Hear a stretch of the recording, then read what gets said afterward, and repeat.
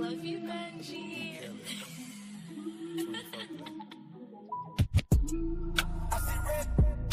My arrogance ain't never think you would leave me. I thought this player shit was so easy. Let me talk to you for a minute. Can I just talk to you for a minute, baby, please? Just 1 minute.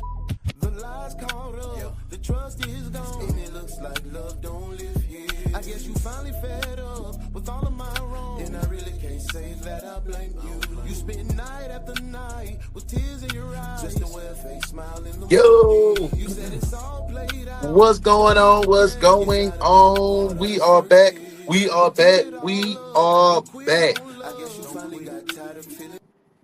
Welcome to the night shift. We are congregating in the lounge area.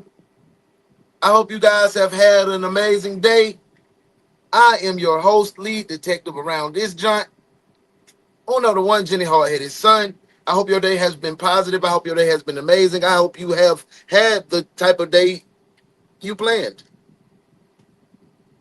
Tell me something in the comments that you did that was impactful today. Before we kick off our night shift, I'm going to welcome you in. Like I said, this is the night shift of the One Detective Agency, the hit show from in the morning.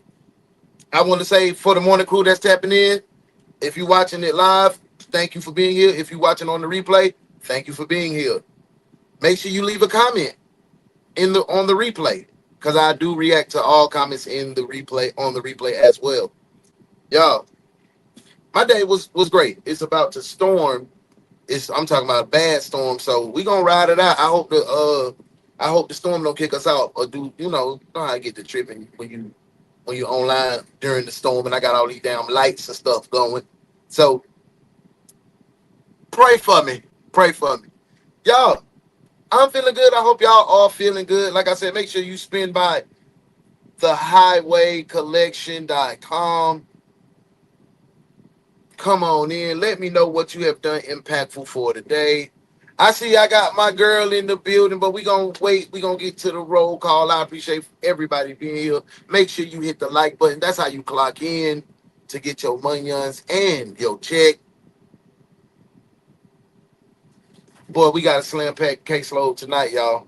I'm going to go ahead and get into the caseload and let y'all know what it is before we get to the roll call. The caseload tonight is called Hidden Secret and Torture Forest. Those are the two cases that we working tonight, man. So I hope y'all are buckled up, ready to go, ready to rock and roll. I don't want nobody to be like, oh, that started so early and he on time. He ain't even let the music play. He ready to rock and roll. Hey, night shift a little different. Night shift is a little different. Y'all still need to let me know what y'all feel about having night shift. What days do y'all like to have night shift and what time? Today we going at 6. I think I'm going to go around by like 8:30, 8 o'clock, 8:30. Give people a chance to settle in, do their thing. But our brother Boss got a podcast tonight, so we going to go over there and show our support. So we're going to go a little earlier tonight. We ain't doing no tripping. Y'all, when we come back, man, we're going to go ahead and get into the roll call while people slowly trickle in for the night shift. Welcome to work, detectives.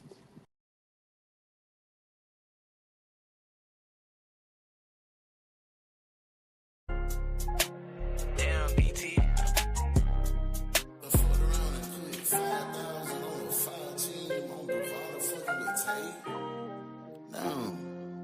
I try my best to dodge temptation, but these hoes stay on my line. And I'm always after money, so my bitch complain about teaching. I try my best to make my mama proud, but never thought I did. Please don't let nobody lie to you. I took care of my kids. Yeah, these niggas might not fuck with me, cause they favorite bitches do. And I'm standing on all my business, what I look like Hollywood. We are back in the building.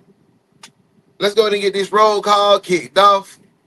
Ooh, I done messed people up, but it's finna be a lot of people. We got 6 people in here right now. It's gonna be a lot of people on this duty. Let's see who in here. Let me see who commented already. It's my girl B. What's up, B? Thank you for being in the building. She said, "Hey, night shift detectives." Hey, they trickling in. We got 6 people in. I guess they in the bushes. Ain't nobody comment yet.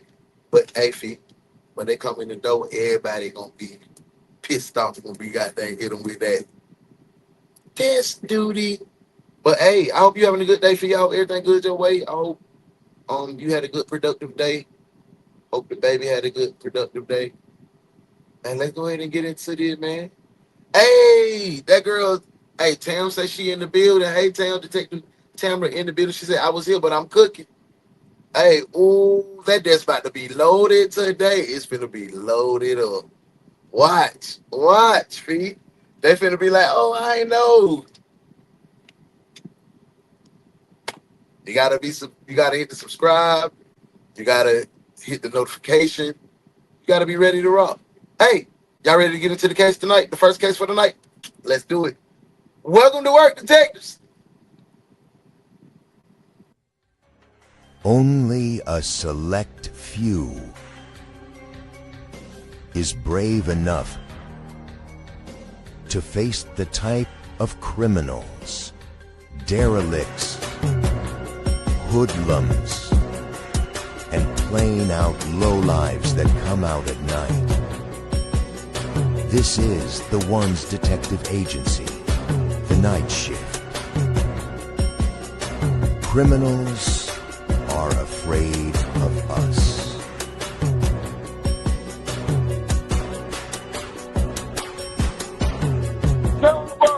Your host and lead detective of the agency, oh no, the One.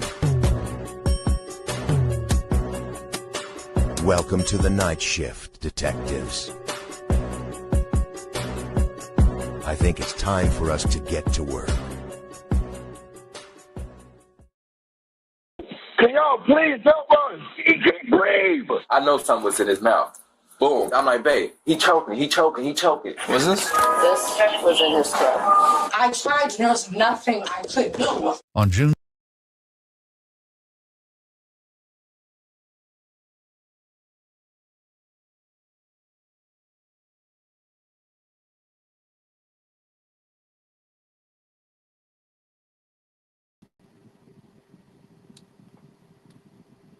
This is how we kick this thing off, man.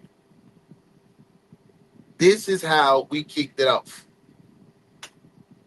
This is how we gonna kick it off. Is this how we kicking tonight off? Let me go back. Come on! Can y'all please help us? He can't breathe. I know something was in his mouth. Boom. I'm like, babe, he choking. What's this?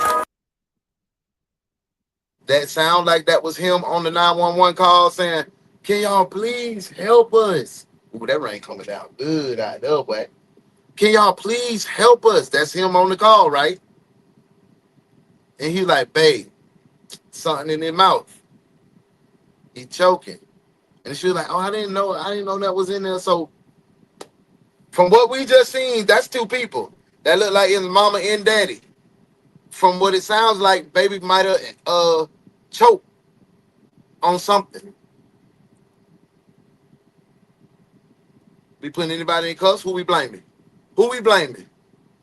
My girl Fee said, hey, yes, today was okay. I had to get ready for me to start back to school next week. Uh-oh, you back at school, man. Good luck. Do your thing. I know you're going to be successful. But we had two parents. One parent was like, I told Bae that he had something in his mouth. And she was like, I didn't know he had nothing in his mouth. We locking somebody up. Whose side we taking? We need some more information. Or you want me to run it back? What y'all need? It's a night shift. We working. Y'all let me know. I feel like we need to run that back. I feel like, Fee said lock both of them up. Both? Okay, we locking both of them up. Hey, okay. That's two. People said we got, two detectives said we got both. Hey, Tam said both. Sharice said, hello, I'm here late. But I take desk duty. Welcome in, Sharice. I hope you had an amazing day. I hope your day was filled with love and accomplishment. But yes, you're absolutely right. I'm going to go ahead and put you on that desk. Come on, welcome in. Well, detectives, look what the cat's drug in. Get the coal out your eye. You're overslept. Desk duty, detective.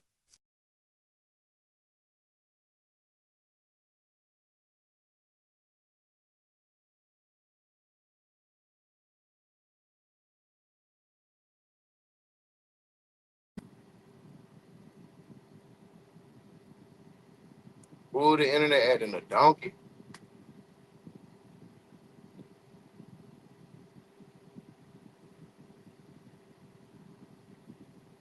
Bruh, I'm over this. I'm so over this. We're gonna start it from the top. I'm gonna start it from the top. I want y'all to see it because Teresa just came in. We got people slowly trickling in. I appreciate y'all being here. Thank y'all for y'all extreme patience. Let's go from the top. Welcome to tonight's case. Can y'all please help us? He can't breathe. I know something was in his mouth. Boom. I'm like, babe, he choking. What's this? This was in his throat. I tried. There's nothing I could do. On June 25th, 2020. You heard what she said. She said, I tried. There was nothing I could do. Y'all said lock up both of them. Y'all said let's lock up everybody in the house. Y'all said, hold on, Teresa, thank you for being here.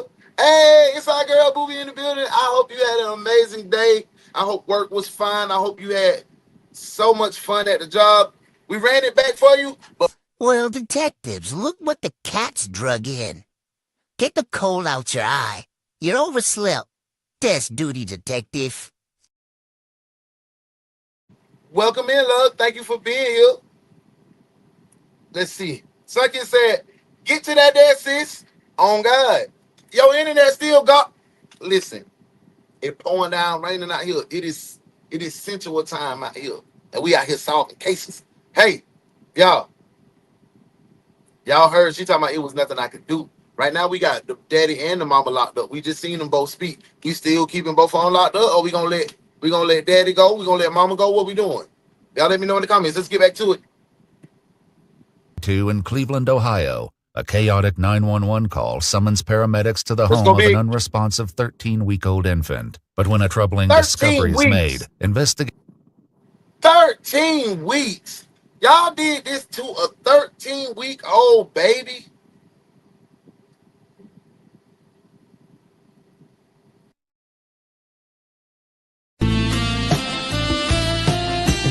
Ugly dog, you a ugly ass dog.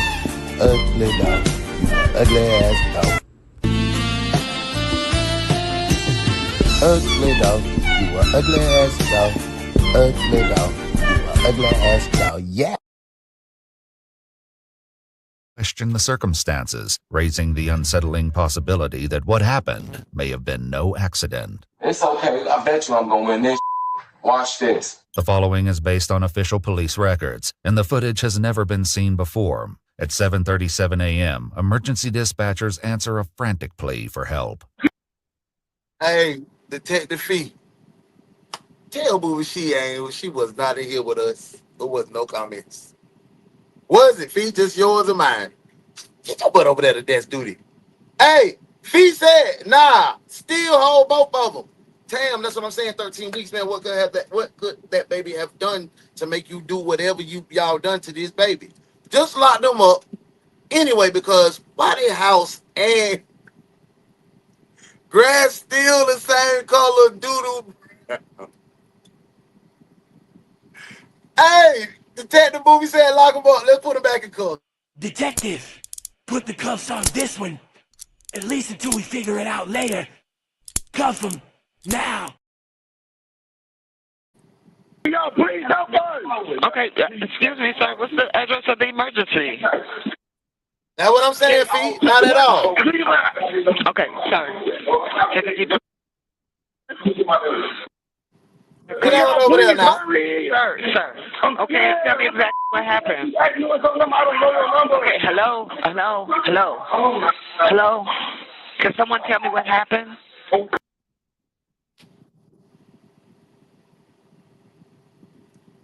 Dispatch. Well, you tripping on. Chill out, dispatch. Hello? Go crazy. I'm sure it's cold. Hello? He can't breathe. He can't breathe. What the f*** you mean? What happened? I'm gonna ask you.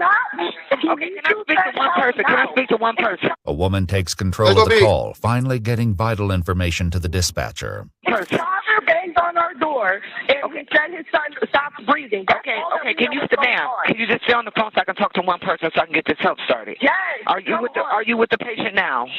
Yes, we just spoke. And how old is sir, ma'am? 3 months. The dispatcher assures her that help is on the way, but with precious seconds slipping by, getting aid to the baby before paramedics arrive is critical. Okay, listen, ma'am. I'm going to tell you how to get mouth to mouth. Okay, go. I'm ready. Come on. Come on. Okay, now completely cover the baby's mouth.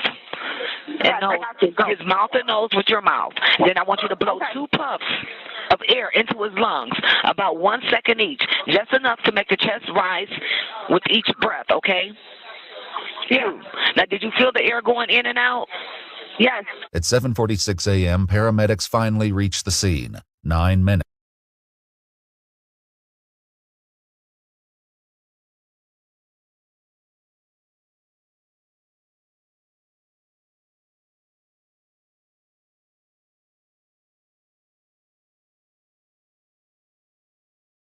after the call began. The 13-week-old baby is rushed to the Metro Health Hospital, but it's too late. The tragedy becomes far more disturbing.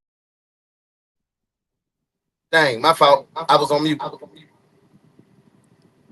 If y'all doing mouth-to-mouth CPR, and earlier you said something, the baby had something in his throat, it's no way that no air was going through when you was doing that. When you say, yeah, it's going through, because it was a blockage.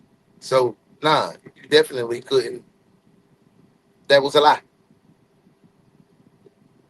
When an alarming discovery is made during life-saving efforts, leading to an urgent call to police. Hi, Janice, Social Work, Metro Health Medical Center. Hey, that's real, booby. That's what I'm thinking. Let Trey go. He probably telling the truth because he sound like he gonna beat old girl ass for his baby being dead. On my mama, on my hood. He sound like he finna walk the dog on Shawty. So I'm gonna let Trey go. So we only got baby mama in the cuffs right now. Yeah, thank y'all for letting me know. I was muted.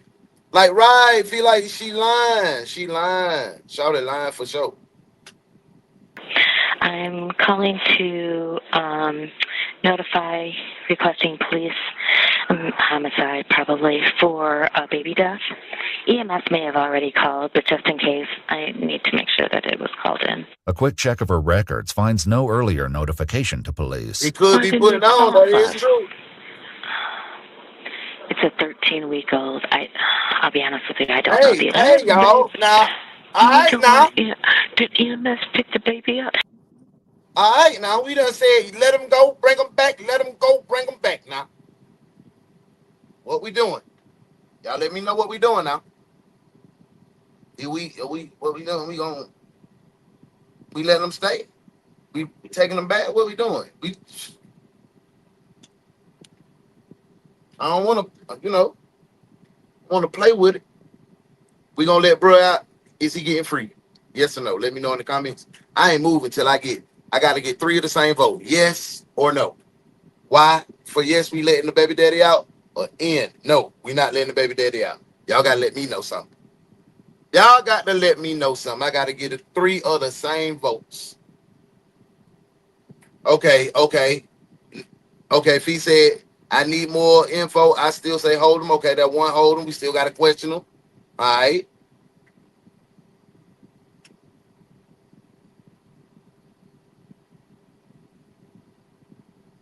I don't know what's going on. Y'all let me know. I seen somebody just comment, but it didn't. Tam said hold, that's 2. If I got one more for the hold, man, we holding. We holding. Shout out, man. God, man.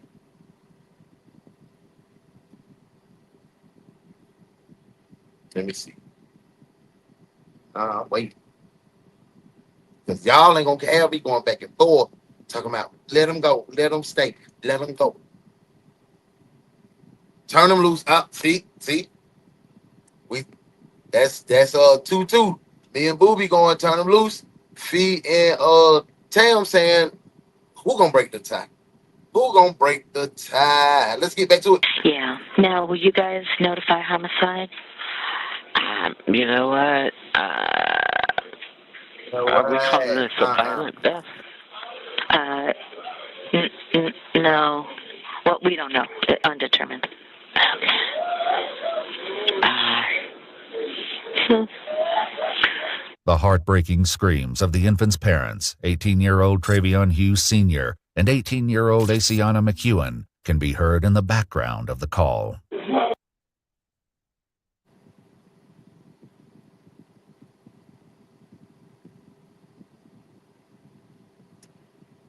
Ain't no way that's the girlfriend. Oh my God, boy, somebody finna get effed up. Ain't no way that's them folk. Oh, that's the girlfriend. That wasn't the same girl from the beginning. Or was it? I think that was a different girl. Oh my God. Remember the girl from before, light-skinned little Spanish little chick, man? Little baby from before was a light-skinned little Spanish little something. Shot her right there, she was black. She was a black girl. You done killed that girl, baby. Ooh, let me get back into the case. Oh, and they don't know how it happened. Undetermined. I mean, we have speculation, but I'm going to say undetermined. Okay, we'll get a car out there. Okay. All right. Probably sooner than later. They're going. They're who? They're going over here. They're going what? They're going crazy over here. Well, who's there? Is it Mom, Dad? Cleveland police respond urgently and make their way to the nurses' station, where hospital staff reveal the cause of their alarm and the reason homicide detectives have been. That was who, Mama? Janice, Mama. Who is Janice? I might have missed the name. Who is Janice? This got me tripping, man. Because if that's Janice, the girlfriend's mama, why are you talking about they going ape shit over here? Yeah, they just lost their kid. And your kid might be part of the reason that they did. Requested. What's this? This was in his throat. Okay. You guys suspect foul play or anything? They had a baby wipe in the baby throat. I don't think a 3-month-old's gonna willingly shove that in their mouth. What is that? A baby wipe.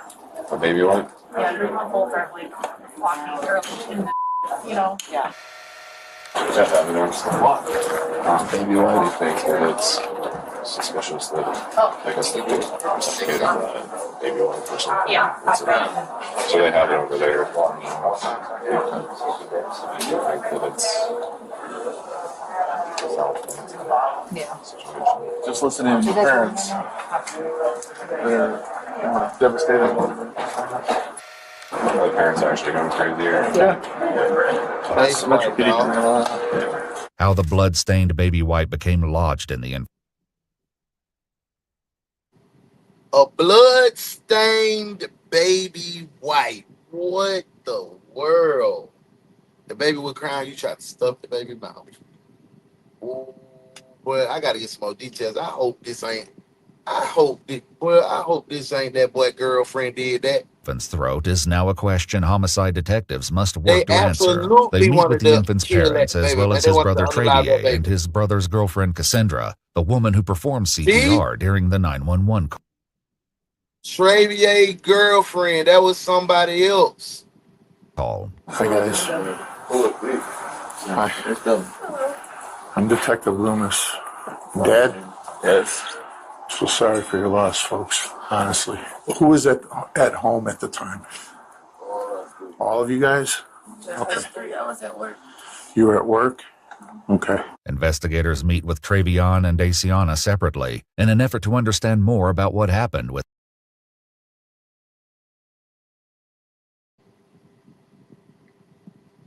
Shouted wasn't there.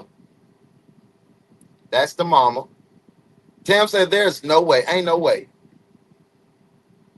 Asiana McEwen.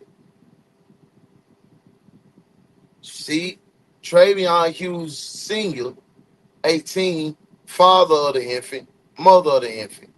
Somebody, that other little light skinned girl was Their somebody son this else. morning. So, when you left for work this morning, was the baby So mama wasn't there, Tam. It was whoever that other little light skinned lady was. sleeping? No, he was up. He was up? I woke up and then I checked on that. It's like I do it every morning. I wake up and check on him because he sleeps right next to me in his bassinet. So I look on him. He was in the bassinet next to you? Okay. And he was up just staring. So I picked him up and I was just holding him, kissing him, and then I had put him down and started getting ready for work.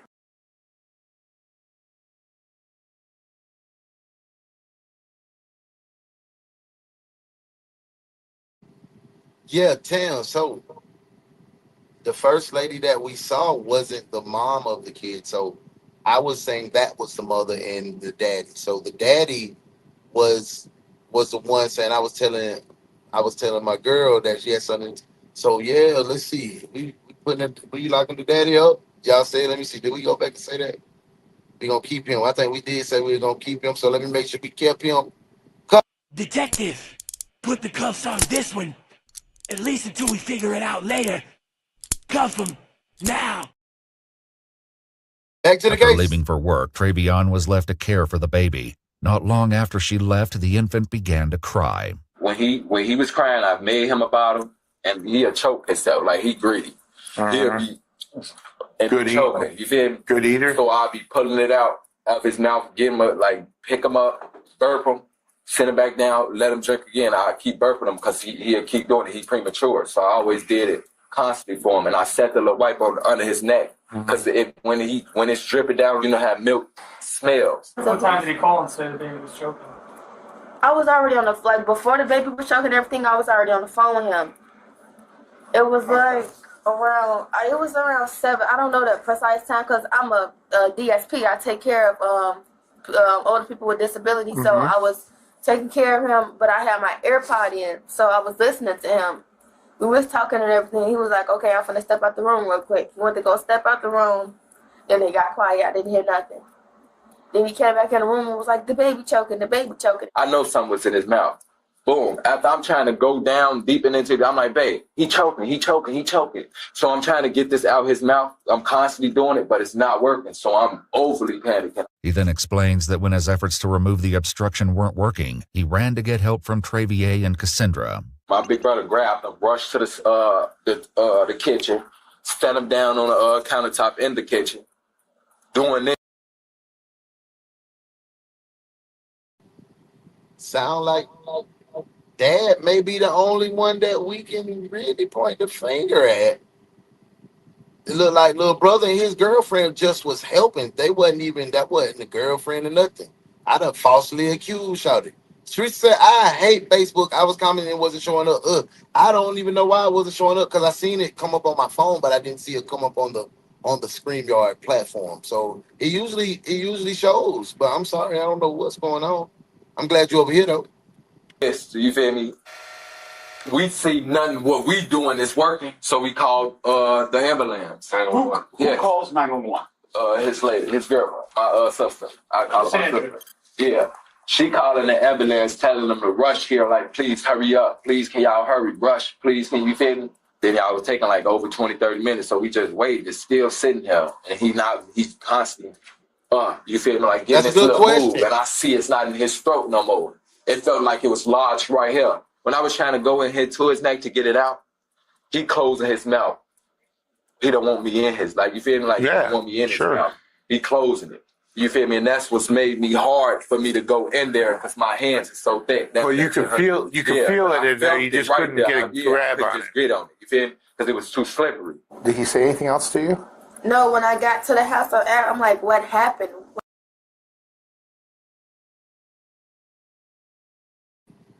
I'm not buying the story. I'm not buying Dad's story, man. I'm not buying his story in the least bit. He 3 months old, boy, start like what I'm saying, it's not adding up. And then he like, you know what I'm saying, and it was too slippery. I ain't know how to wipe too slippery to pull it. Wipes aren't slippery, they're like almost cloth like. I mean, I ain't have a baby in shit 19 years, so. But I got grandkids and nieces and nephews and shit. Bro, not making no sense to me. His story not making no sense, man. So what we doing? We blocking him up already, or we gonna get some more information? You want me to call Dano, or we gonna get some more information? Now let me know. How did he choke? And then he was like, was wiping him down, the milk and stuff off him. He set not the wet napkin, the wipe next to him, and walked His mouth out the was room. not And when that he came big. back, the Straight wipe up. was inside the baby's throat.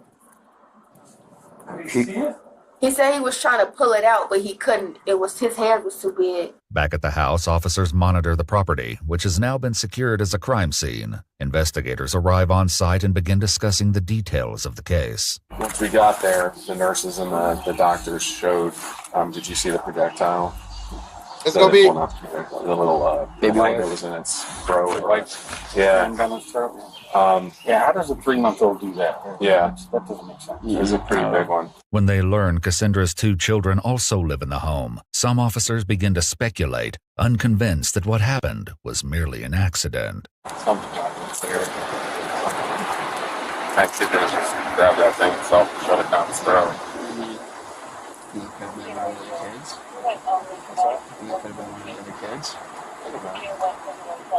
Maybe the kid was crying and like the kid just, the mom was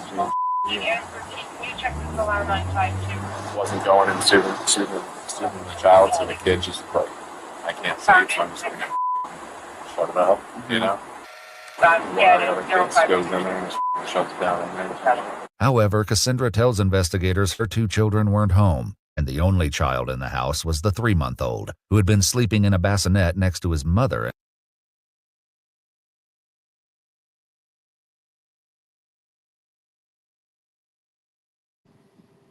Fee, you make a good point right here with this question. Let me read it. The baby is 13 weeks. You can open his mouth. His mouth is not that big. So the brother, girlfriend, kids stay there too? Yep. The brother and his girlfriend and their kids stay there. They gone. They probably at school, and the only baby there right now is the 3-month-old. I'm trying to figure out who all stay there. They crazy as hell. Hey, they living like Mexicans in the house. Absolutely they are. Let's get back to the case. Until she left for work, investigators pose a critical question to the parents. Has your baby picked stuff up before and tried to eat it? Yeah. He's a advanced baby. He knows how to hold But I his just own said he bottle. premature. Like when you try to pour a Daddy just said he was premature, and mommy said he advanced. bottle away from him, he like reaches to grab it back. He'll pick it back up and put it back in his mouth. Okay. Does he ever put anything else in his mouth though besides the bottle? Anything he grabs. You're saying that he's picked up stuff in his mouth before. Do you remember anything specific he's ever put in his mouth besides the bottle? Think he's ever picked something up? Candy, cookies, anything. It No matter what it is, he'll put it in his mouth. Yeah. You know, like I don't mind explaining. Like the sock, he'll do anything. Okay. Literally, anything he sees in his food. He'll even suck on your. Within reach, he'll grab it and try to put it in his mouth. suck So on he your. can do this pretty Yeah. well. He can reach around and he can grab stuff. Yeah.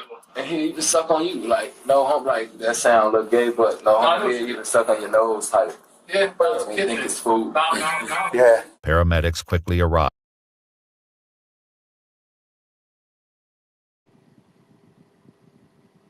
Look at the mindset this man in. This nigga, he 18 years old. The only thing he's worried about, and they question you about the death of your child, you saying he sucked on me. I know that sounds kind of gay, right? Who's worried about that? At that moment, who's worried about that, bro? Tell me. You goofy, bro. You goofy, little bro. You a dog, little bro.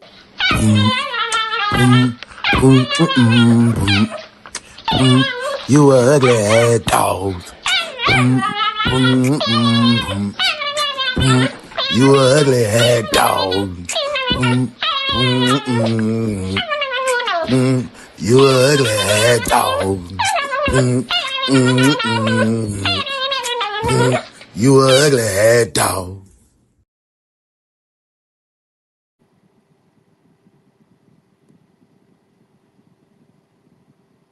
After the 911 call was placed, but once on scene, they said they were not notified that the 13-week-old boy had an obstruction in his throat by anyone at the scene, including Travion, his brother Travier, or Cassandra. Did you tell them that thing went down his throat? Yeah, they knew about all that. They knew everything. No, yeah, we told them that too, but I'm talking about my brother and sister. They knew too, and they was trying to help. Did they tell them that on the phone? I don't know. Like, sir, the man when this was going on, I was I mean, we'll get a too tape. busy raging, crying, jumping there where I panicking. Travion insists the infant was still breathing when paramedics arrived. They told me they was able to get out, like he was still moving. Is what I'm saying. Yeah, but you can move. You still have some air in your body, like oxygen in your blood a little bit. So it could have been like a solitary. They get my leg. Oh no, they'll contact you when the funeral home can come pick him up. The medical examiner's office would later determine the infant's cause of death to be asphyxia by choking. Doubt still lingers over how it got in the infant's mouth, as well as why paramedics weren't informed of the obstruction. This brings both Cassandra and Travion back for an interrogation, where investigators seek to find the truth. When he came to the door, what did he say to you? He said that the baby's choking. Help.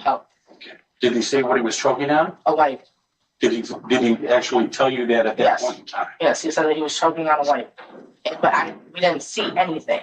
We didn't see the wipe. I'm looking, like, my biggest thing was call 911. I know we needed to start compression. Sure. His mouth was so small, so then as I'm on the phone 911, I took the step back, like you said. I'm doing the CPR, the compressions and everything. And it seemed like he, I thought was getting air and keep going because he did. And then there was nothing. The question came up during the 911 call as the dispatcher attempted to guide her through performing CPR. Okay, kneel next to the baby and look in his mouth for food or vomit. Is there anything in his mouth? No. At the house when we talked, you didn't mention the word baby wipe to me at all. Yes, I did. Well, yeah, you didn't. We were recorded.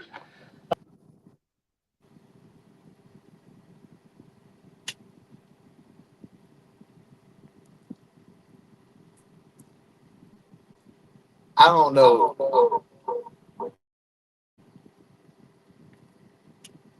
The way she answering, the way she going about it, I don't know. Where you be finding these? What kind of dogs? Jalen said that dog look like Coco. It do look like Miss Sharon. She too calm for me because I would have been losing my mind. Right. So something ain't sounding right to me. On the 911 call, nobody mentioned baby wipe. When the EMTs got there, nobody mentioned baby wipe. However, at the very start of the 911 call, a male's voice can be heard shouting that something was in the infant's mouth. EMS, what's the address of the emergency? How the is he gonna do?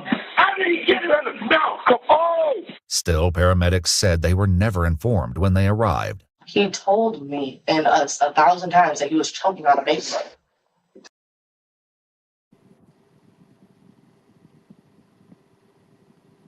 He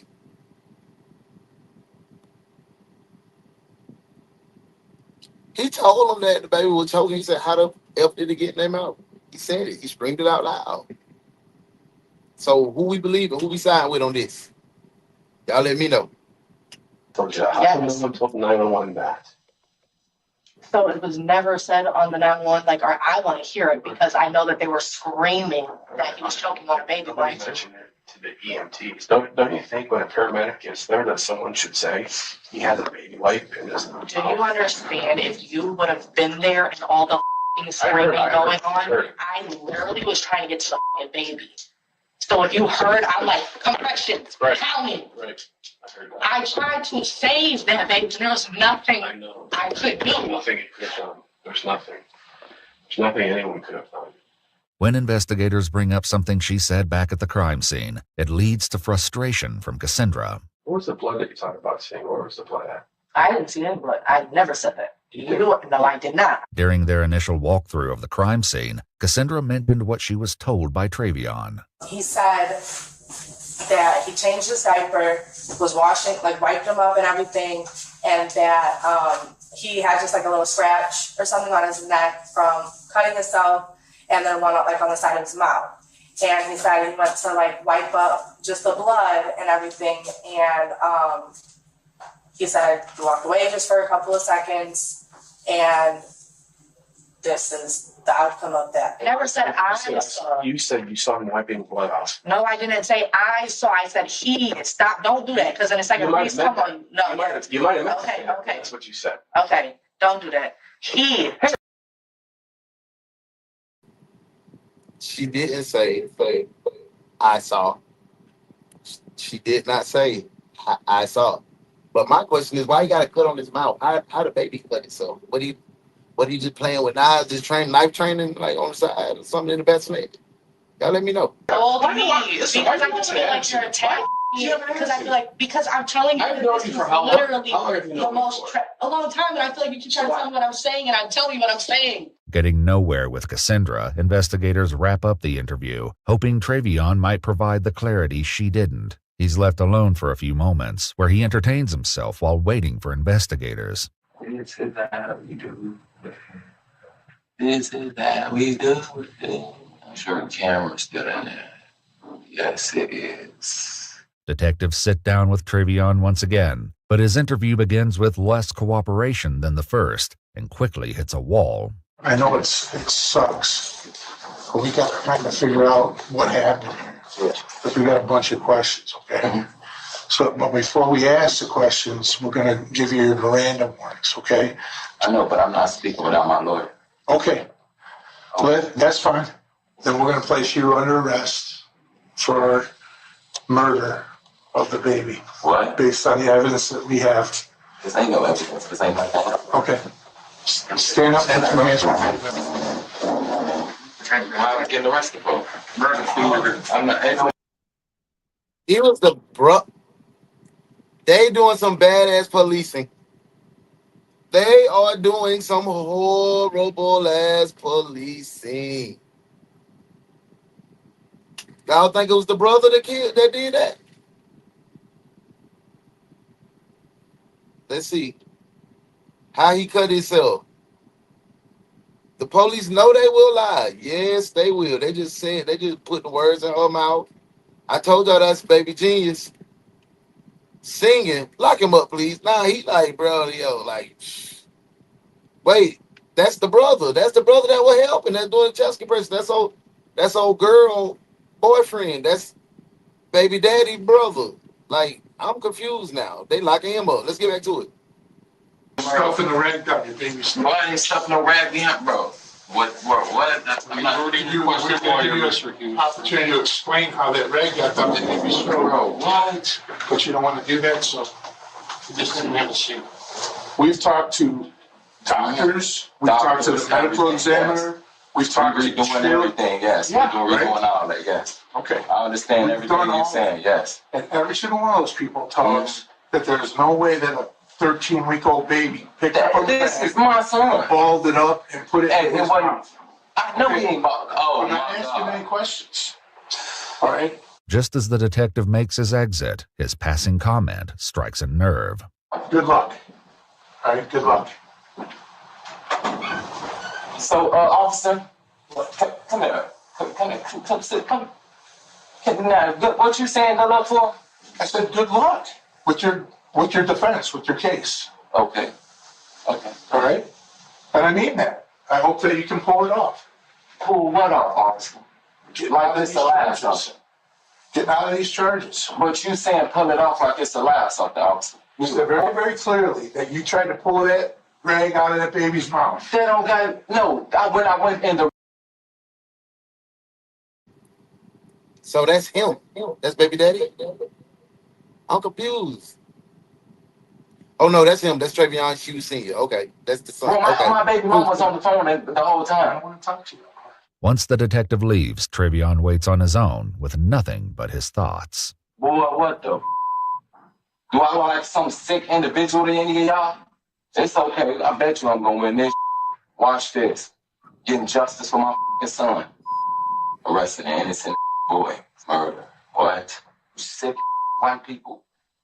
Boy, I swear to God, I hate racist people. Boy, they so racist. Now, if I was white people could be so cruel. Boy, what the? Officers return and arrest 18-year-old Travion Hughes Sr., who was later charged with murder, involuntary manslaughter, and 2 counts of endangering children. He entered a plea of not guilty on July 28, 2022, choosing to present his defense at trial. According to news reports, while awaiting trial, Travion and Asiana welcomed another child, whose young voice can be heard in a call between the 2 parents from jail. Hey, baby. Hey, baby. Aww. Dad. Hey, Miracle. Hey, Daddy. Hey, Daddy, baby. Daddy. Stop abusing me. My baby.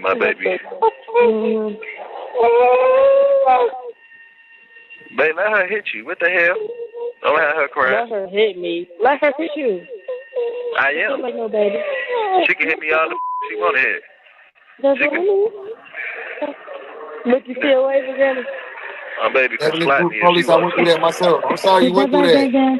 During Travion's trial, which began on May 22, 2024, Asiana testified that she was on FaceTime with Travion at the time of the incident and that she saw him pick up the baby and run out of the room after screaming that he was choking. Tests of the baby wipe revealed the infant's DNA was present, but there was no trace of Travion's. However, while both parents told investigators the infant would regularly grab things and put them in his mouth,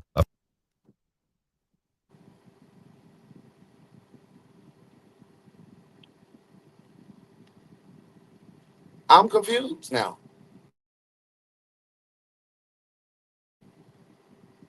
If it was no trace of Travion's DNA on that, the baby picked it up. Right? That's what it's telling me, right? Let me hear the rest. A forensic pathologist with the Cuyahoga County Medical Examiner's Office testified that a 13-week-old doesn't have the dexterity and ability to force a wipe to the back of their throat, arguing it had to have been placed there intentionally. Ultimately, the jury found Travion guilty. The baby's mother defended Travion during a court hearing, telling the judge he was making a mistake. Travion was sentenced to life in prison with the possibility of parole after 15 years. An appeal was later filed, arguing that there wasn't enough evidence to prove Travion forced a baby wipe down his son's throat. The appeals court rejected the claims and upheld his conviction. If you'd like to see select new videos early and help us keep uncovering case files,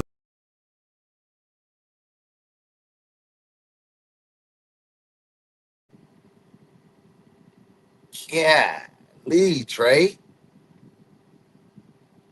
Y'all, he got life, but he eligible for parole after 15. That's crazy. But they ain't find no real evidence on that man did that. So that man went to jail off circumstantial evidence. The baby mama would say she was on FaceTime with him. He ain't do it. Holy smokes. I don't know what to feel about that one, y'all. I'm confused. I'm confused on that one.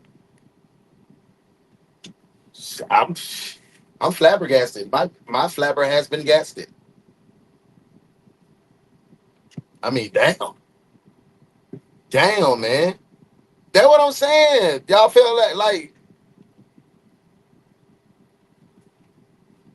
am I wrong for like that wasn't proved? It wasn't. Did we prove without a benefit, without a shadow of a doubt that we can convict that man?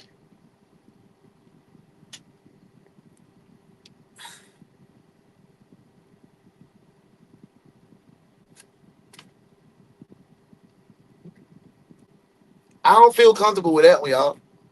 I'm gonna be honest. I do not feel comfortable with that one. That one was a that one, yeah, I felt we did that one wrong. I can't even do no book 'em there, no.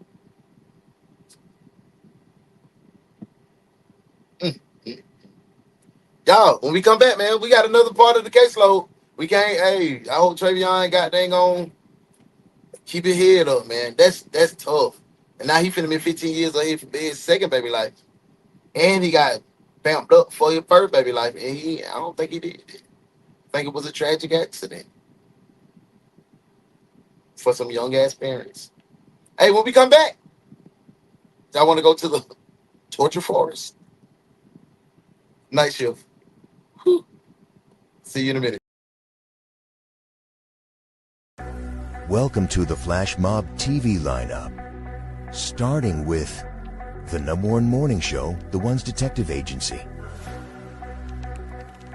and the new video reaction show starring Tay White in Another One, You're Messing With It. Join us on Monday nights at 9 p.m. Eastern Standard Time with Bossman Blake and Uno the One as they host Grown Folk Talk. And the wildest show on the internet, Uno Does the Internet, goes live every night Thursday at 9:05. And Fridays belong to Bandcamp. Join host Modest Moments as she give you a journey into Bandcamp at 6. And on Saturdays, The One's Detective Agency presents Street Beat, the Overtime Hours. Come get you some overtime Saturday, 9:05. It's a host of things here on Flash Mob Entertainment. Don't miss. All right, then, nip it. I say this calls for action, and now, nip it in the bud. First sign of youngsters going wrong, you got to nip it in the bud. Nip it. You go read any book you want on the subject of child discipline, and you'll find that every one of them is in favor of bud nipping. Take care of it. Only one way to take care of it. Nip it. In the bud. Right.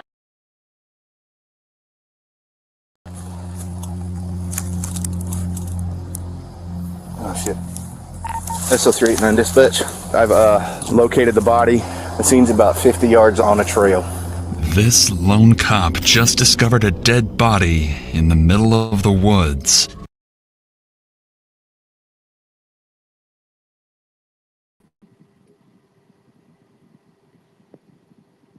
I know that's my girl. What's up, Muff?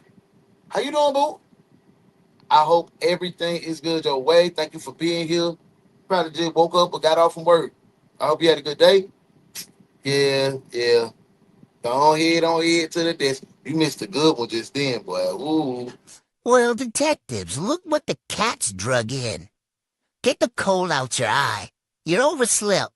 Desk duty, detective. Hey, thank you for being here, Muff. Oops. Hey, Muff. Now get them water aerobics in there now. Get them water aerobics in there. We in the torture force now. We just found a dead body. Let's get to it. What is that? Sounds like it's heading this way. I see some knife up the top of the body, carving the blood of the place. 10-4, signal 7. Please send another unit to my location.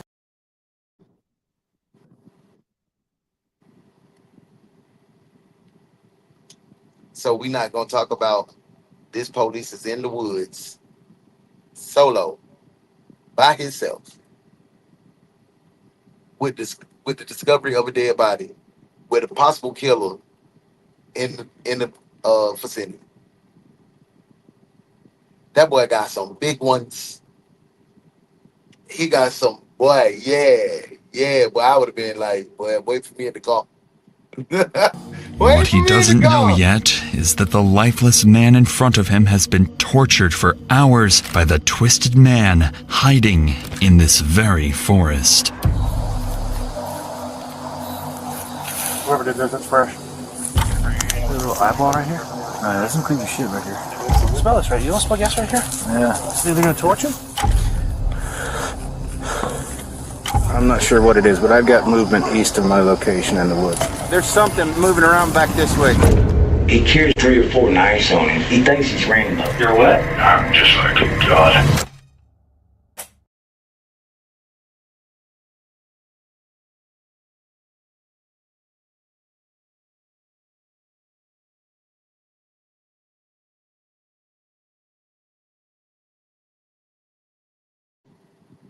Well, kind sir said he just like God.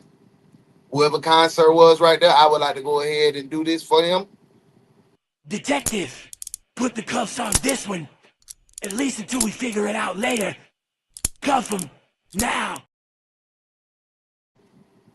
Fee said, what made him go in the woods in the first place? Yeah, I want to know that too. We gonna find out. Because why he just stumbled upon a dead body? Hey, right, feet. Why was he there anyway? Muff, I thought about going, but I changed my mind. My church was there. Oh, you didn't want to go there with the church house, huh? Booby, I already told him I'm gonna be late. I gotta get in that pool now. Yeah. Get that work in there now. It's December 23rd, 2022, and Officer Azure has just received a 911 call from a distraught man reporting that he's found his best friend's lifeless body in the middle of the Lake Jackson forest. Officer Azure, along with a group of first responders,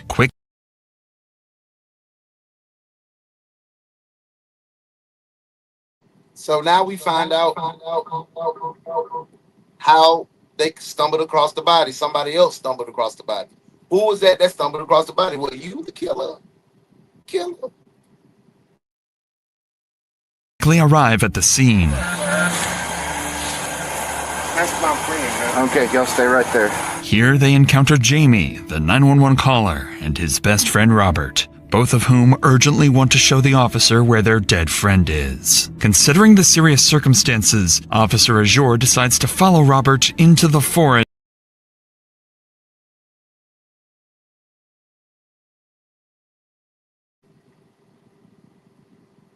That's their friend. How did you know exactly where he was at? And officer, why did you follow 3 guys into the woods that said they want to show you where their dead friend is? Well, you'd have had to do some more goddamn Despite being alone. 389, I'm 1012 with him. Just give me a minute. I'm 1012 with 2. I'm heading down to take a look. 361, if you want to come down, and 56 with EMS in the back. I'm headed down to the scene. We're going to go back that way about 50 yards. That's how you got there. Yes, sir. Absolutely, Pete. How did anybody stumble across the dead body in the middle of the woods? Yeah. Knife was laying on the ground. There's no blood on it. Did you touch the knife? Did pick up the knife. You're right. Okay. Well, we're going to need to get fingerprints from you, okay? Friend killed him. I agree. I walked by the tarp, and you couldn't see James. Okay. And then Alan walked by the tarp and goes, "What's that?" And he picked the tarp up with his stickies on his hand, and James was laying there face down, and I dropped the knife and we left. Okay. All right. Well, we're going to need to get a very detailed statement from you, okay? Yes, sir. Just because... I would have waited. Well, the thing is, I'm not accusing you of anything, but you have to be ruled out. You see what I'm saying? 100%. At this point, the officer can't yet confirm Robert's story, but with a dead body reported, he has no choice but to push deeper into the woods. However, alone with a suspicious man he's just met and a killer who could be lurking nearby, the officer knows he must proceed with extreme caution. You just hang on down right here for me, okay? Let me get up there and take a look. Which one? 10 people. Oh, shit. Okay. Sam, you was right. Definitely down 10 people. And then please put in that back tent, please. All right. Where's the knife? The knife is on the left-hand side of him. Okay. Laying on the ground. He's got a white belt. Okay. Just hang out there for me, okay? Yeah.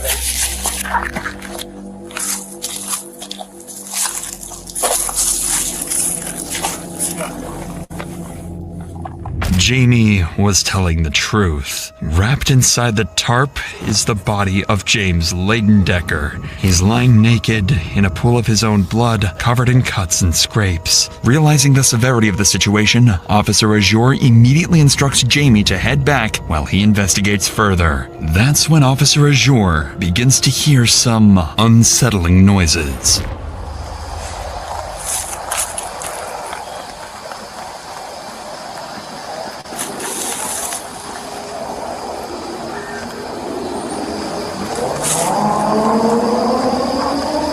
I'm not sure if it's a person or I'm not sure what it is, but I've got movement east of my location in the woods. Sounds like it's heading this way.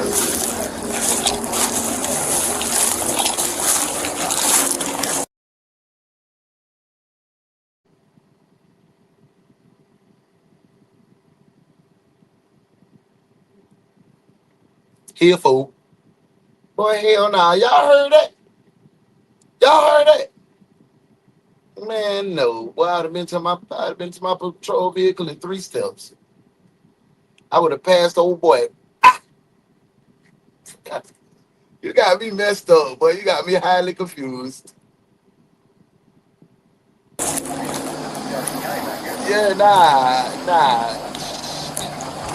Hey, LT. Fortunately for Officer Azure, backup arrived just in time, providing some relief from whatever might have been lurking in the forest.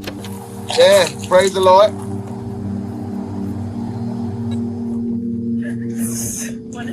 There's nothing for y'all to check. He's cold to the touch.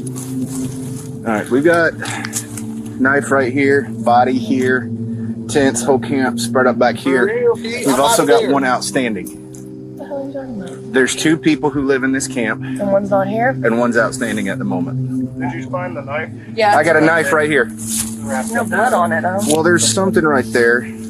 But, hey, did you still got those 2 guys 10-12 up front?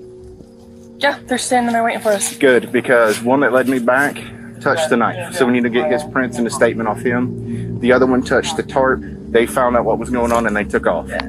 I checked the camp and he's the only one back here. Well, I got the name of the person.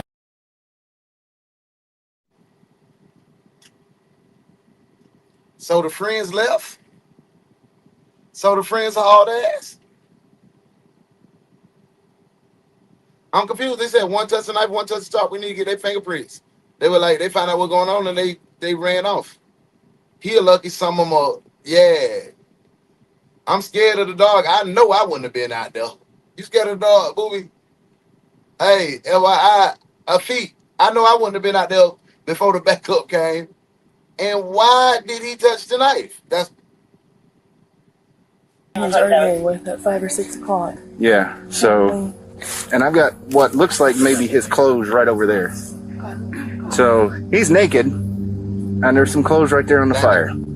As medical staff arrives and examines the body more closely, they observe a brutal manner of death, blunt force trauma to the head, strangulation, and something even more disturbing, gasoline, found in James's lungs and stomach. Detectives are left with a burning question. Why would a victim have gasoline inside him?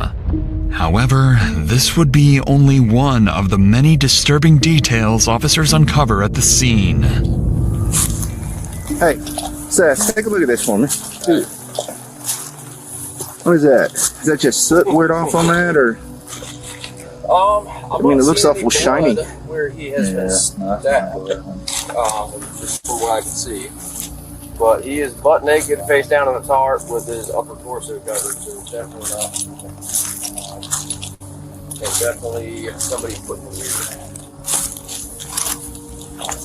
So I don't know what his face looks like. If he was stabbed in the neck or the face, the blood may be hidden by the tarp. I'm not seeing any obvious blood.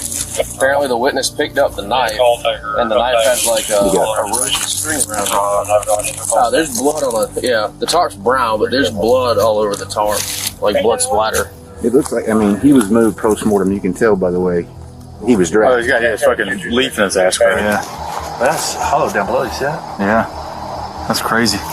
Almost looks like they're carving Odin. Missing the one eye. You see that? Fucking nuts. Artistic. Smell gas. Smell gas? Oh, they had to cut that with a chainsaw, right? And it looks like. You smell gas right now. Yeah. By now, officers were certain they had a murder on their hands. The injuries to the body, the bloody knife, and the presence of gasoline all point to one. What's that? So they drugged him because they said he had a leaf in his butt crack. So they drugged him. He wasn't even killed out there. They brung him out there. Yep. So when they pulled his prints, he can say it was when he touched the knife then. Yep. Yep. And did. They drug him. Thing. This wasn't just a killing, but a calculated act where the victim had likely been tortured for hours. Damn. With this in mind, officers would return to question Jamie, the man who had originally called 911, and what Jamie reveals would soon lead investigators directly to the killer. But before we continue, it's worth noting that tragedies like these could affect any of us. Take Yvette Torres. She was walking home from work in Philadelphia when a truck struck her without over 1,000 attorneys, Morgan & Morgan, and another in Philadelphia description, or by scanning the QR code on the screen from your phone's camera. Arguing and stuff, so I go through the woods, go to this camp. So you I left. fall back to the camp because, you know, Right. homeless people argue all the time about dumb shit. It's been a while now, and I haven't heard anything from James or anybody over there.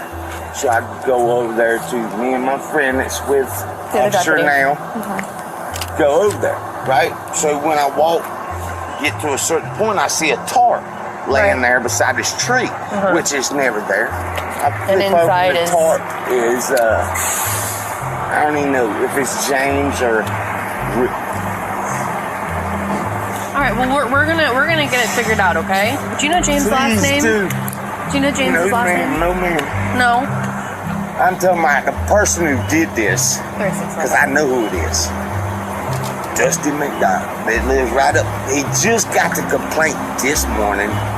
Man come down there with a hatchet, threatening, chopping shit up. Called it in, sheriff's department. They come over, they talked to him, they told him that they're gonna go over and talk to him to stay away. And James is the one who called. Oh man. Who called this morning? Rick. Okay. Do you know Rick Rick's is last the one name? who stays there. Okay. No, man, but Rick is the one who stays there. James is a friend of everybody's, but So I he was should be staying able up to there with find out Dusty. by his name. According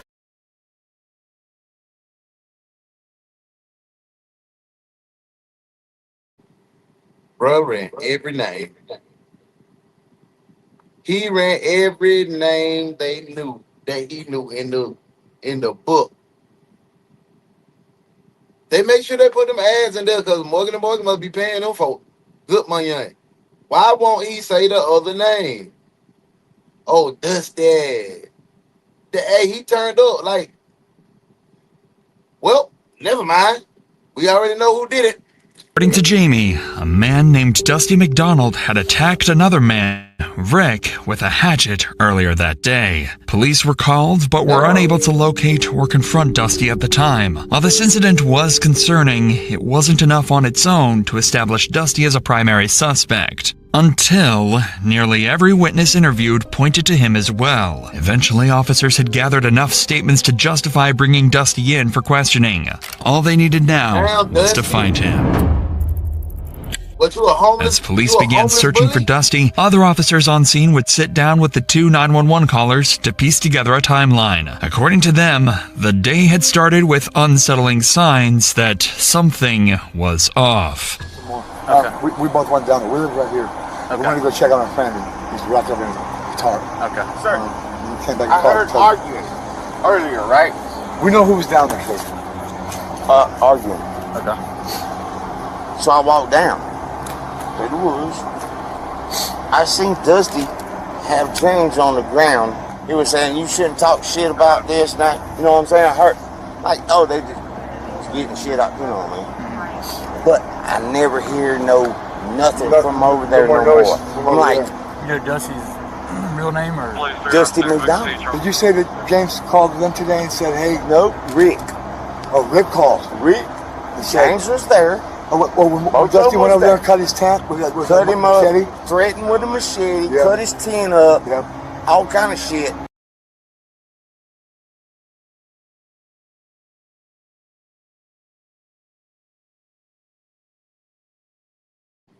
Sound like they're back there having bum fights. Y'all remember those DVDs? Bum fights.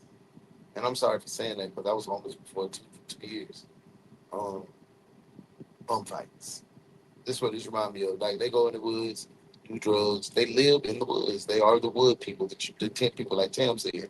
They cover for each other. Yeah, they trying to. They be in the woods, get on that mail. Dusty can't hear thoughts with those ears. Hey, this is a homeless battle. That's exactly what it is. That's exactly what it is. They called the police. I was there Yep, for that. called the police, made a report, and the police just said, stay away from it.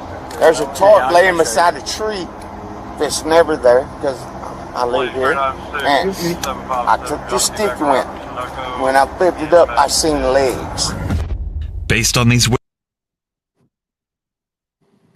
They done stole Dusty tent, and Dusty went back for revenge. witness accounts, officers now have a fairly detailed picture of what likely unfolded just hours earlier. They also have a lead suspect, Dusty McDonald, a name one of the officers happened to be familiar with.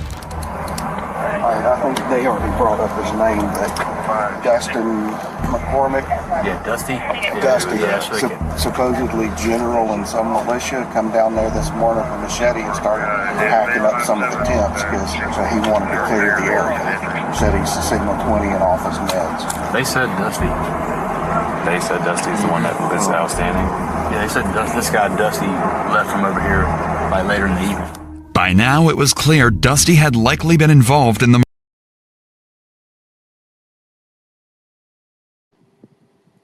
Dusty with one of these little weak-ass crews that swear to God they're going to clean up the city by going and attacking and cutting the tents of homeless people. He was with one of them crews. They had a little Puerto Rican dude up here doing that in Atlanta. I would like the police got on him. He was just talking about get out of the city, go get a job, go do this. Y'all taking up my taxpayers' dollars. Yeah, he one of them. He one of them, bro. Back to the case. murder, and with Jamie and Robert's statements in hand, police began piecing together the sequence of events leading up to the brutal killing. Earlier that day, Rick, another man who lived at the camps, had called 911 claiming a Dusty McDonald had slashed his tent with a machete while searching for a man named James, even threatening him in the process. Later that afternoon, Dusty managed to find James, and witnesses reported hearing arguing from the camp. When they checked to see what was going on, they saw Dusty on top of James, wrestling and yelling. It didn't appear to be anything more than a heated argument, so they returned to their camp. However, hours would pass, and nobody had heard from James. Robert and Jamie began to worry and decided to go looking for him, and that's when they found a blue tarp covering James's lifeless body. Nearly all witness accounts lined up perfectly with this timeline of events, making the next step for officers clear: arrest Dusty and bring him in for interrogation. Fortunately, since officers had begun the work of locating him earlier that day, they already had Dusty's address. Soon after, they surrounded the house, ready to move in. Exactly. I said that. I was like, it wasn't blue. It was brown. I just gonna let that slide on because I was the narrator making a messed up announcement. Dusty doesn't look like that first picture. Nope. I thought it was brown. It was definitely brown. I don't know if that's him, but there's somebody. Sheriff Office, put a knife down, man. Come on out. Come on out. Come on out. I don't have anything in my hands. Okay, come on. Please, I don't Come have on. anything in my hands. Come on out. I'm right here, sir. Come on out. Dude, I'm right here. Dusty. Okay. Dude, yes. Turn around, put your hands behind your back. Dude, the man just tried to light me on fire, dude. Y'all know what happened down there. That man tried to light me on fire, man. It's all on surveillance, dude. Listen, Dusty, you try to do things stupid, the dog's gonna bite you, you understand? I'm not even armed, guys. Look at there. I'm not armed at all, sir. Sir, man just left my house and man tried to murder me down there and light me on fire. Dusty's behavior would be bizarre from the start, immediately insisting that James tried to set him on fire and that the officers, quote, already know what happened down there. Whether he's trying to claim self-defense or is just completely unhinged is anyone's guess. Sorry, walk this way, man. Yeah, dude, sir, you know what happened down there. That's what we're trying to figure out. Dude, the man tried to light me on fire as I came. Okay, just listen. Okay, We've got one side. Okay? That's why you need to come with us. Okay? I know you are. With the supposed killer in custody, officers concluded the disturbing on-scene investigation and began preparing for interrogation. If Dusty was their killer, So Dusty just hang out. He just hang out in the trap with the homeless people. You go in the woods to cut their tents and mess with them, and you got a house that you go up. Man, you ain't. That's still a filthy, nasty, dirty, mud ass dog.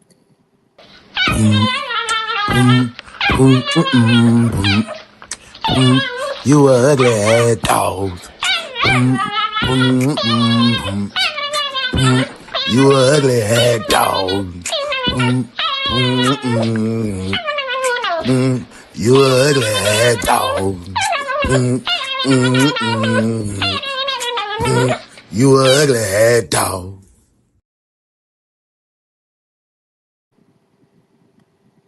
Given what had been done to the victim's body, it pointed to someone deeply disturbed. That suspicion would soon be confirmed. By now, Dusty had already raised serious concerns. He had slashed Rick's tent and threatened him. On top of that, multiple witnesses had just reported seeing him argue with James hours before the murder. However, despite how clear things seemed, there was one major complication. Dusty was claiming self-defense. He alleged that James had thrown gasoline on him and threatened to set him on fire. This wasn't a claim detectives could easily dismiss, especially given the distinct smell of gasoline at the scene, meaning there was a possibility he could get away with his crime. Even though it's clear who's behind the murder at this point, Dusty's story now carries a shred of credibility. Detectives have one goal: to break that story, either by disproving his self-defense claim using witness statements, or, ideally, by getting a confession. Either way, the investigation is about to get a lot more complicated. To move forward, detectives start by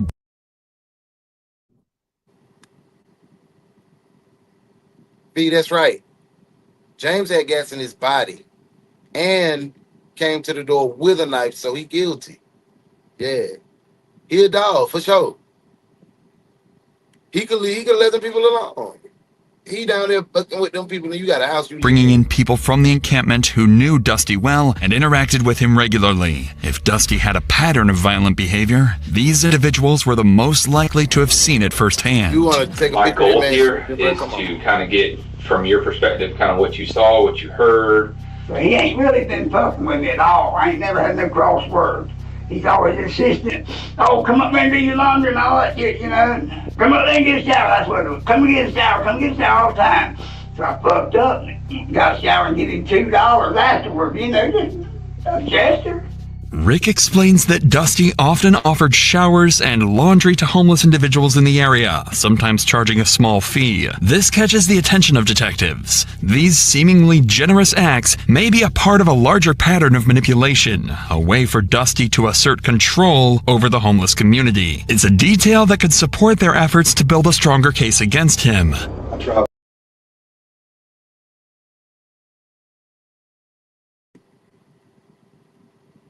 Was he luring them to his house to do the nasty with them?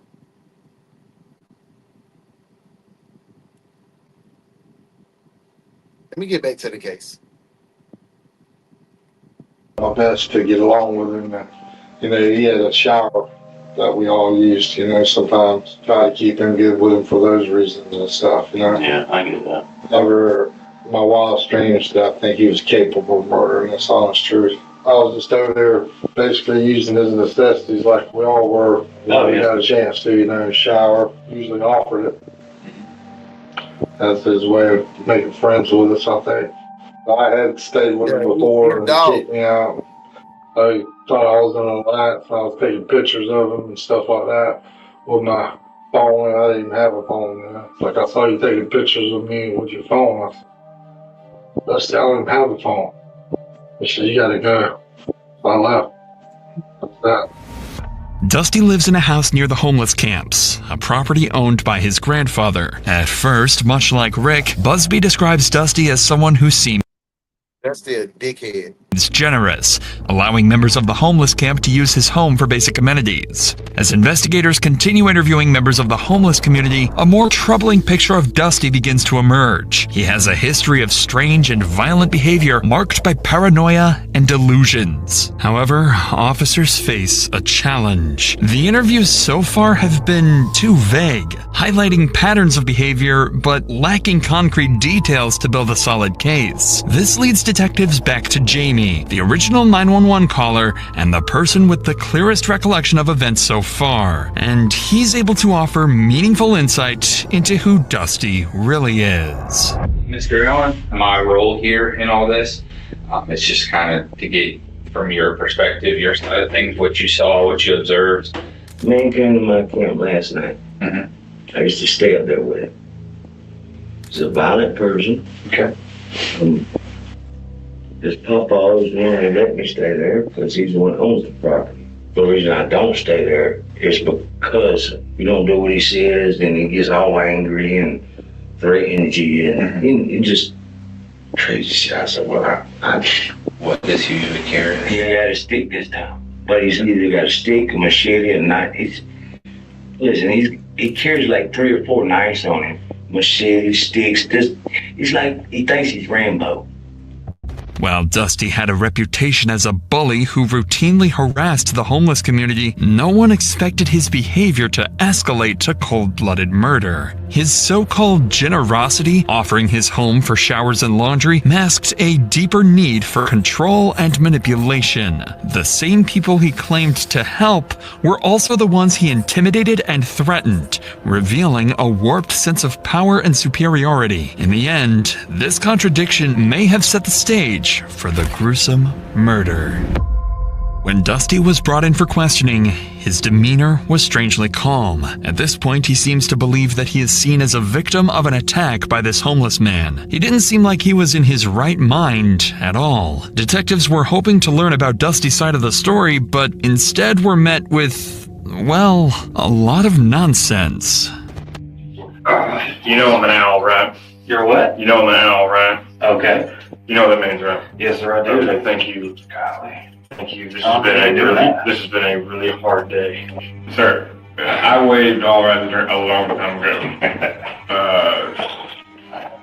I still have a great sense of innocence within me, if it ain't obvious to you this time. Throughout his interrogation, Dusty's responses are filled with incoherent delusions and deflections. In Dusty's mind, he's, quote, an owl, constantly watched, monitored, and under surveillance. It's clear that without his medication, his schizophrenia is spiraling out of control. And I'm handling it remarkably well.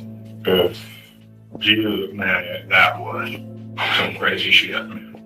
And to still be able to get us some usable intel, you'll get why staying at that place is so dangerous for me. I know a lot of trust is getting to me, or like that, but man, thank you for saying you'll be able to talk about this. Dusty seems to believe he's outsmarted the cops, thinking he's there to provide valuable intel as the victim. But he will soon find out that he's actually a suspect in the cold-blooded. There we go again.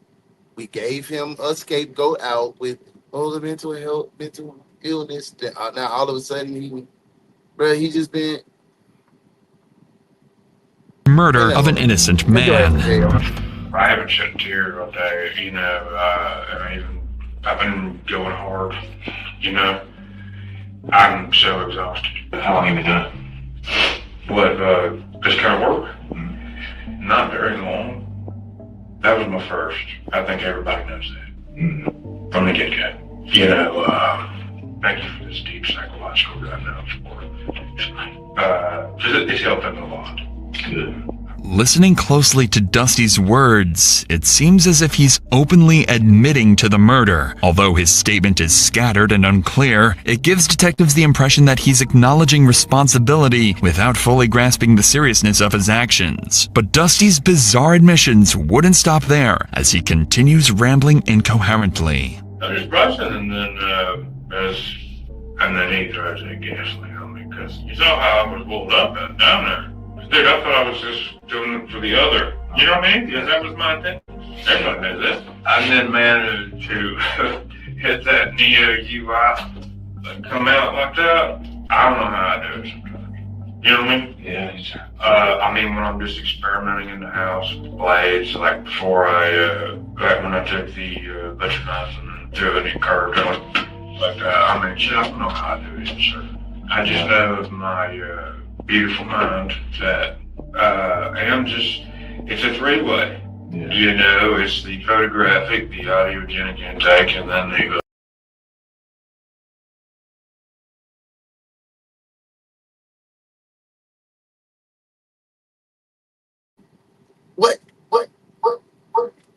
You had to get that echo. That echo. What?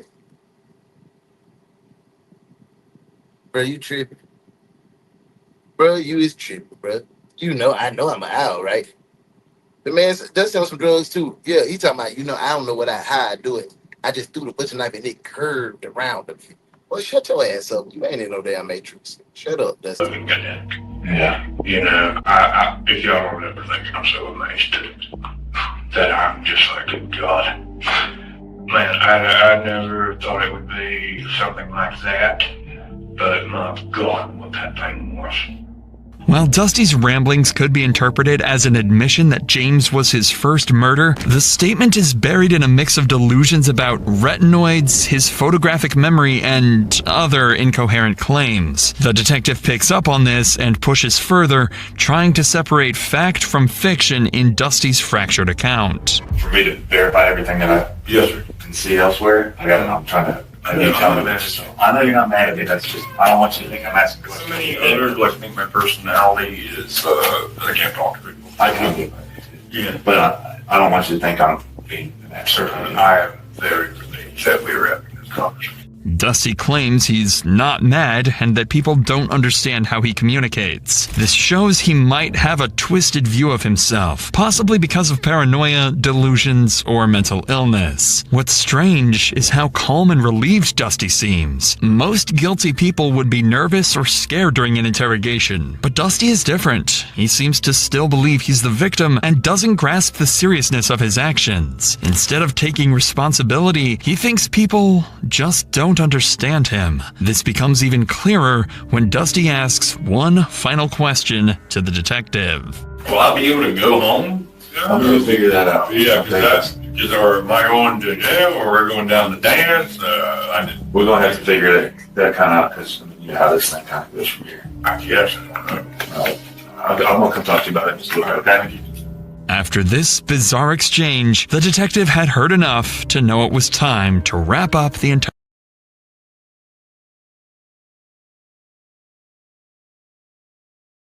That boy is touched by an angel. He said, are we going to dance? Yeah, you finna go twiddle and twirl. You finna go do your little big one. You can two-step your way right to that cell. Interrogation. Dusty's lack of remorse and distorted grip on reality made it clear they were dealing with someone who didn't fully understand the weight of his actions. According to the pathology report, the victim, James Leidendecker, was subjected to horrific torture before his death. His body showed severe blunt force trauma, including cuts, bruises, and fractures to his face, nose, ears, and mouth. His eyes had severe bleeding, and many of his teeth were broken. The injuries also extended to his neck, with heavy bleeding in the muscles and a broken hyoid bone, suggesting he had been strangled. His torso displayed several broken ribs, and internal bleeding was found in his chest and abdomen. One of the most disturbing details from the report was that James had been exposed to gasoline. His skin had begun to slough off in areas, and a strong smell of gasoline was found on his arms, thighs, and hands. Gasoline was also detected in his lungs and stomach, indicating he had inhaled and swallowed it before he died. This made the murder even more gruesome. Dusty was processed for forensic evidence and transported to the Leon County Detention Facility. The witness statements, his vague confession, and the forensic evidence from the scene were enough to formally charge him. Dusty McDonald was charged with 1 count of first-degree murder, and as of this video's upload, his case remains ongoing.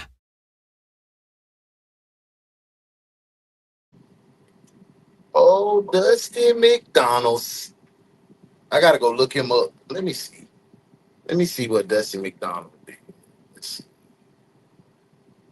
Dusty McDonald. Sentenced.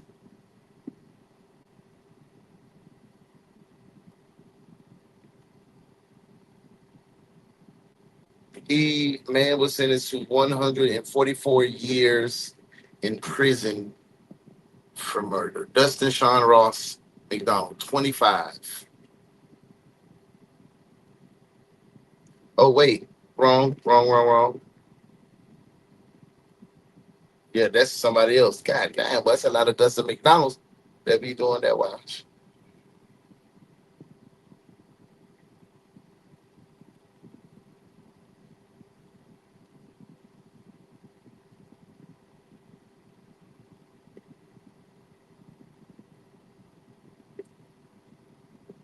Yeah, they ain't giving me no,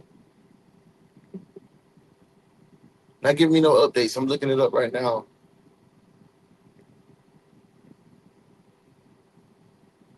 Yeah, no updates. I wanted to give y'all a quick little update.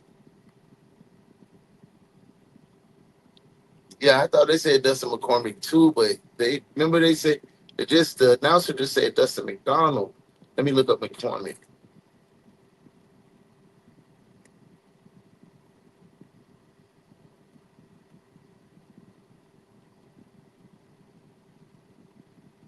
Let's see. Oh, they give me somebody else. Give me somebody from the Georgia House of Representatives. But nah, man, those are two good cases for tonight. I appreciate y'all coming in and rocking out. You know we already got a case set for tomorrow. I'm ready to entertain y'all tomorrow for this beautiful, beautiful hump day. Thank y'all for tapping in. Thank y'all for being a part of the night shift. We're going to grow and keep growing. We're going to grow and keep growing. Thanks for tuning in. Thanks for tapping in. Thanks for being here. I want y'all to have a great night. Go rest up. Eat something well. Get some sleep tonight. And I'll talk to y'all in the morning, man. Love y'all. I'm finna go over here and kick it at Boss and YJ Podcast and see what they talking about. Peace. Only a select few is brave enough to face the type of criminals, derelicts, hoodlums, and plain-out lowlives that come out at night. This is the One's detective agency, the Night Shift. Criminals are afraid of us.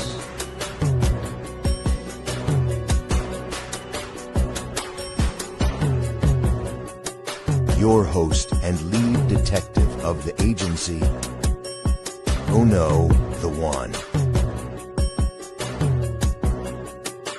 Welcome to the Night Shift, detectives.